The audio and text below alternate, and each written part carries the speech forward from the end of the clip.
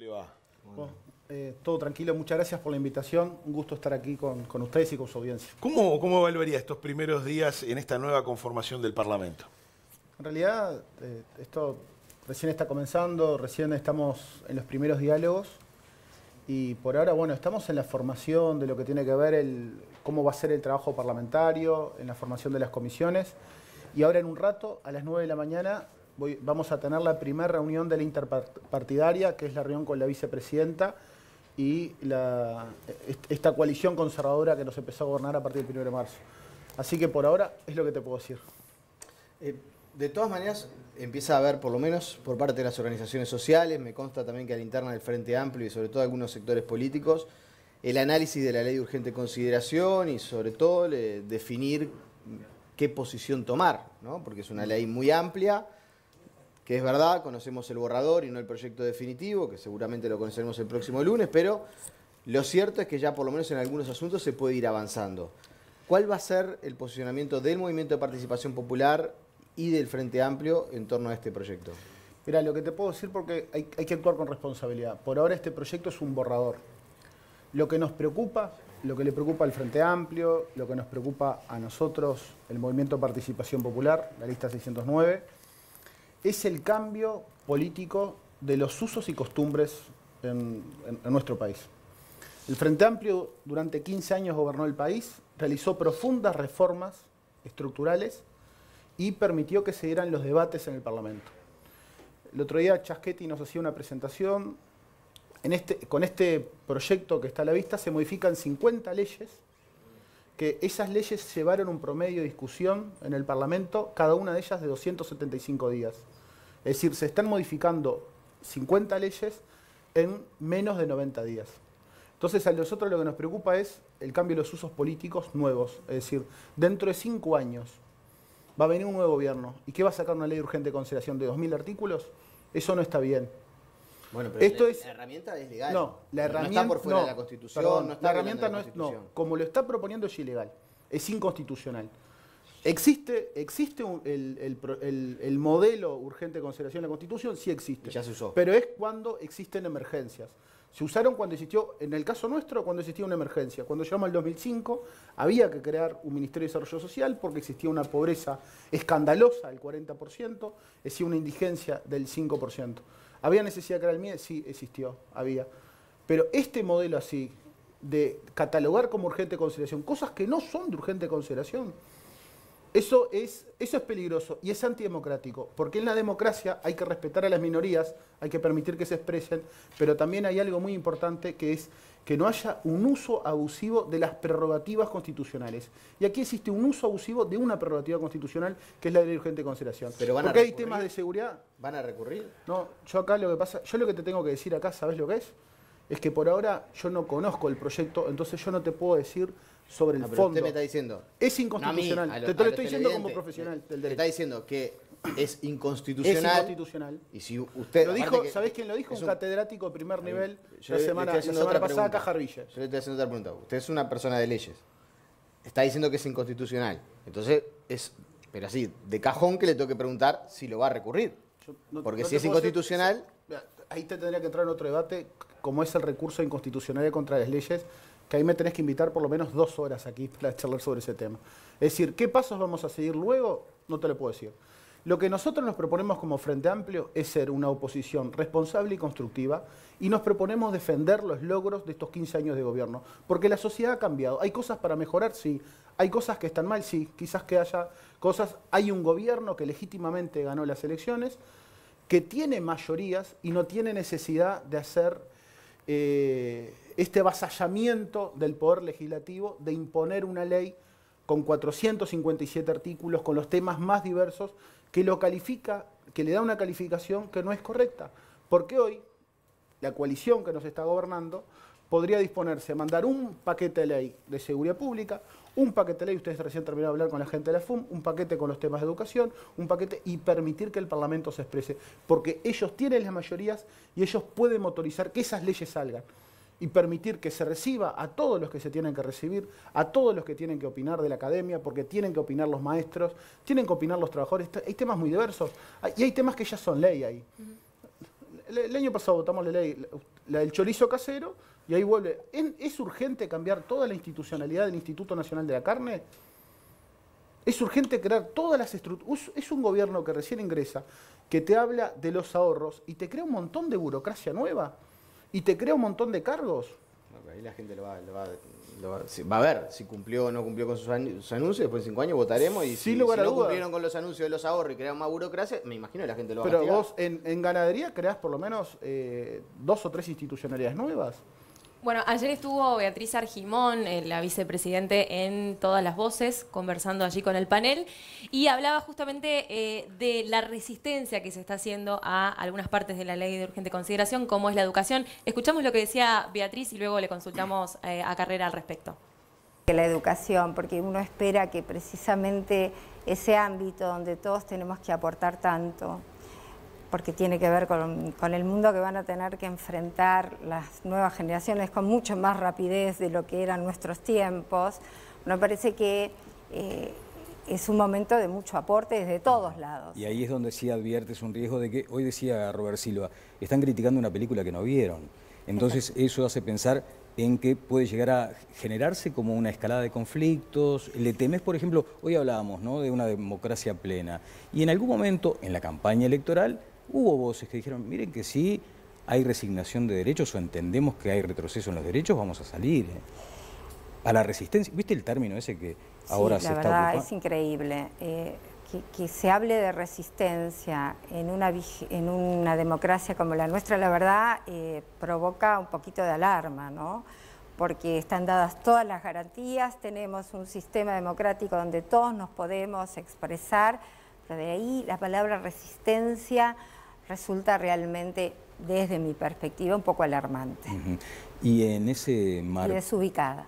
Pero respecto a la pregunta de la resistencia, yo creo que cuando hay procesos de transformaciones, el presidente dijo que iba a respetarse todos los derechos, que iba a respetarse, lo dijo ayer en el discurso, no me voy a extender en eso, pero cuando hay un proceso de transformaciones, que hay un sector de la ciudadanía que entiende que se va para atrás en lo conquistado, va a resistirlo. Pero esto no necesariamente significa que la resistencia se deba canalizar por vías, digamos, violentas, no necesariamente armónicas con la institucionalidad que se tiene. Yo hago la diferencia. Ahí escuchábamos la discusión que se generó ayer en Todas las Voces. ¿Cómo se interpreta, ¿no?, desde la oposición este término de resistencia? ¿Tan literal como decía Argimón o algo más bien como resistencia de ideas? Yo fui muy cuidadoso cuando le dije al principio. Yo creo que sobre el fondo no me expresé, porque realmente la ley de urgente consideración al Parlamento todavía no llegó. Yo les estaría mintiendo si les dijera que no la estudié, que no tengo un equipo de asesores que la están leyendo, la están estudiando, les estaría faltando a la verdad. La estudiamos, la leímos, pero sobre el fondo me despido. Yo lo que me despido es que yo creo que se está haciendo un uso abusivo de un mecanismo legítimamente establecido en nuestra Constitución y me preocupa. Me preocupa porque acá hay usos y costumbres nuevos en la política uruguaya. Y eso me preocupa muchísimo, porque es estar legislando al filo de la cornisa. Es decir, y eso es violar la Constitución. Han salido prestigiosos, el doctor Cajarville salió la semana pasada, que es un excelente catedrático, es un maestro del derecho administrativo, y lo dijo claramente, que de esta forma se está violando la Constitución. ¿Existen temas de urgencia en nuestra sociedad? Sí existen temas, pero en 457 artículos no es así. Es imposible discutir. Nosotros lo que vamos a hacer es, cuando se presente el proyecto, lo vamos a trabajar, va a ingresar por el Senado, se va a crear una comisión especial, no sabemos si de 15 o 17 miembros. Vamos a invitar a que los ministros vengan a calificar la urgencia, nos expliquen el porqué. Vamos a invitar a toda la sociedad civil, que venga la academia, que vengan los sindicatos, que venga la gente de las empresas públicas y que nos dé su parecer. Pero yo por ahora lo que te puedo decir es eso. No estoy entrando al fondo del asunto porque yo creo que tengo responsabilidad política, tengo responsabilidad institucional. El Frente Amplio ha discutido cómo posicionarse en este rol de oposición, y lo que nosotros queremos ser es una oposición responsable y constructiva. Y también hemos dicho, vamos a defender los logros. Carrera, ayer hubo énfasis en las medidas de seguridad, especialmente cuando asumió el ministro Jorge Larrañaga. Usted trabajó en la órbita del Ministerio del Interior. Para los cambios que pretende implementar el nuevo gobierno, hoy por hoy, ¿hay infraestructura? ¿Hay recursos? ¿Tiene que darse ese cambio cultural al que refiere el presidente? Mire, yo creo que a lo largo de estos 15 años la policía uruguaya ha pasado por un gran cambio cultural. Hoy la policía uruguaya es una de las policías de las instituciones de nuestro país mejor calificada, pasó por un proceso de depuración, realmente es una institución mejor vista por la sociedad. Yo creo que los cambios que se propone Larrañaga o el presidente en funciones, Lacalle, va a necesitar recursos, va a necesitar, por ejemplo, si quieren reforzar la Guardia Republicana, que me parece que es lo correcto, yo lo acompañaría, van a necesitar más recursos. Pero bueno, veremos cómo se viene. Por ahora lo que son anuncios. Veremos. A mí algunos de esos anuncios, por ahora, lo que hago es escucharlos. Ahora va a venir la ley de urgente consideración, que van a venir con medidas de seguridad. Luego vendrá la ley de presupuesto, que esos anuncios que hizo el presidente ayer los va a tener que incorporar a la ley de presupuesto y allí vamos a ver cuáles son los recursos que se va a destinar a la policía. Yo creo que hay que seguir fortaleciendo en tecnología porque la tecnología va cambiando, evolucionando y es algo que hay que constantemente invertir. Hay que seguir aumentando los salarios de la policía y bueno, y hay que dotarle de más recursos. Pero para que, por ejemplo, no sé, la policía pida cédula, como se dice. Hoy la policía ya puede pedir cédula en el marco de un procedimiento policial. Lo establece el procedimiento. Esto no está hablando del marco de un procedimiento policial, no está hablando de que si vos vas por la calle, policía puede pedirte la identificación. Lo podría hacer, un policía me podría llegar a pedir la cédula hoy. ¿No ve una variante con relación a eso? Yo no veo, la ley de procedimiento policial hoy te dice claramente que vos podés identificar a las personas. Y con esto que está trascendiendo de... Lo que pasa es que la policía no puede actuar hoy, no puede actuar autónomamente sola, ¿no? Es decir, si le pide cédula, puede ser un marco, porque la policía que tiene que hacer, tiene que prevenir. La prevención es, bueno, tengo que hacer operativos. Si en un lugar hay muchos delitos, tengo que ir allí y montar un operativo. Y en ese marco puedo pedir cédula. Si llego a tener una persona, lo que tengo que hacer hoy, tengo 2 horas para comunicar a la fiscalía. Y la fiscalía ve qué hace con esa persona. Si dice, bueno, tráigamelo, tome las primeras declaraciones de identificación y ahí sigue un procedimiento judicial. Sobre el tema de la reformulación del PADO, que me imagino que lo habrá leído en la prensa, es verdad que no es un anuncio formal, pero aparentemente, según por ejemplo, lo que publicó hoy el diario El Observador, hay una orden de Jorge Larrañaga de reformular el PADO y darle como mayor, yo lo quiero simplificar para que la gente lo entienda, mayor autonomía a los jefes de policía departamentales para poder desarrollar las tareas de fiscalización donde se entienda. Yo eso la verdad que no lo entendí, porque hoy realmente el PADO hoy no está a nivel nacional, sino que el PADO, eso es algo que hay que hacer, que el PADO está a nivel nacional, es decir, hay que dotarle de más recursos para que esté a nivel nacional. El PADO hoy depende de la jefatura de policía departamental, depende de un jefe. El director de la policía lo que hacía, yo no sé ahora cómo va a ser a partir de ahora, pero lo que hacía el director es decir, tenía un sistema de información y iba haciendo un control. Si le saltaba una alarma roja en Rivera, el jefe el director de la policía lo llamaba al jefe de policía de Rivera y le decía, ¿qué está pasando ahí? Que hay muchos delitos. Utilizar el PADO para eso, para apagar el punto caliente. Pero yo eso la verdad que no lo entiendo, porque el PADO ya depende. Lo que hicimos nosotros, que fue un gran esfuerzo que se hizo, porque antes existían 19 policías diferentes, antes de la reforma que se llevó adelante por el Frente Amplio. Lo que nosotros le dimos fue una unidad de acción a la policía, porque la policía es nacional y es una. Y había el primer policía, que era Julio Guarteche, y luego fue Mario Lallera, el primer policía, lo que hacía era coordinar el trabajo a nivel nacional, porque había una visión única. Parecería que ahora lo que quieren volver es a lo que existía antes de los gobiernos del Frente Amplio, es que existía una autonomía. Cada uno de los jefes de policía hacía lo que quería. Y eso a mí me parece que está mal y es una marcha atrás. Pero yo eso, la verdad, te digo, no entendí, Nicolás, muy bien qué quiere decir, porque el PADO, cada PADO depende del jefe de policía y el jefe de policía es el que dispone de los operativos en su jurisdicción, que es una jurisdicción departamental. ¿Y qué pasa con la seguridad en el campo? Hace, algunas semanas conocimos esta terrible historia de un joven que falleció electrocutado porque se había electrificado un alambrado en una finca y Carlos María Uriarte, que asumió como ministro de Ganadería, decía, ¿no?, que no están dadas las circunstancias de seguridad y que lo vio como una prevención, si bien descartó que hubiera sido legal y que hubiera sido correcto. ¿Cómo ve esas declaraciones y lo que está pasando ahora en el campo? Mire, yo creo que nosotros, la policía le tiene que dar seguridad a todos, en el medio urbano y en el medio rural. Nuestro país es un país agroexportador y es fundamental que se le dé seguridad a los empresarios y a los trabajadores del medio rural. Eso, digo, reforzar la Guardia Republicana para motorizar allí más seguridad está bien. Pero yo lo que digo es, a mí lo que yo ayer escuché, leí los anuncios, Uriarte parecía más el ministro del Interior, porque el primer anuncio que hace es el anuncio de las medidas de seguridad. Entonces me parece que, yo lo que creo es que el ministro de Ganadería lo que tiene que preocuparse es de las políticas sectoriales en materia de ganadería y le deje seguridad al ministro Larrañaga, que es el ministro del Interior. Todas las medidas que sean para mejorar la seguridad de nuestros habitantes, las vamos a acompañar. Lo que yo no puedo acompañar es cosas que están mal, como por ejemplo lo que se propone alguna gente, que es la extralimitación de la legítima defensa. La legítima defensa es un instituto que está bien regulado en nuestro derecho, que le permita que la persona se defienda a sí, defienda a un familiar o defienda sus bienes, pero con cierta lógica. Lo que aconteció en Dolores y lo que aconteció en otros lugares son esos malos mensajes de la política que se mandan a los ciudadanos como que pueden actuar de cualquier manera, y eso no es así, porque nosotros vivimos en un Estado de Derecho y para que se dé la legítima defensa se tienen que dar ciertos parámetros. Entonces, yo realmente me causa mucho dolor lo que aconteció en Dolores, porque hay una familia, esa persona, el propietario que tomó esas medidas, también hoy está pagando ante la justicia. Está procesado por homicidio. Está procesado por homicidio.